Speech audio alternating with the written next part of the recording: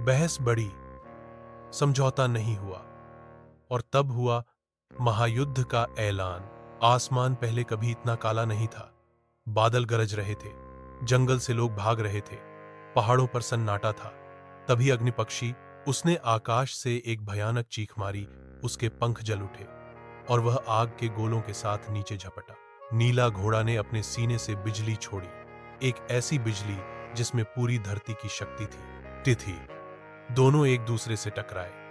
आग और बिजली का टक्कर, जंगल जलने लगा, नदियां सूखने लगी, धरती छिलने लगी। आकाश और धरती एक भयानक रणभूमि बन चुके थे। अग्निपक्षी ने गोल गोल घूमकर आग का चक्रव्यूह बनाया और नीला घोड़ा उसके बीच घुस गया।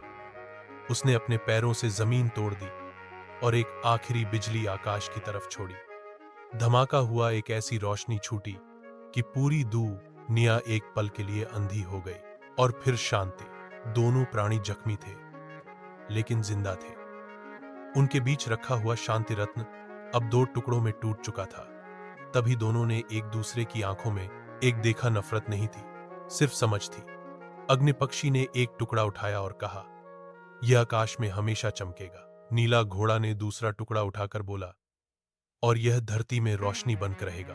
तब से आज तक जब बिजली चमकती है और आग की गर्मी महसूस होती है, लोग कहते हैं ये दोनों एक दूसरे से लड़े भी थे और एक दूसरे को समझा भी।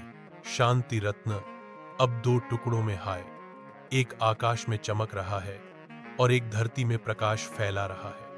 अग्निपक्षी और नीला घोड़ा कहीं दूर चले गए, लेकिन उनकी कहानी सदा के लिए रह गई। आग और बिजली के संग RSH की कहानी।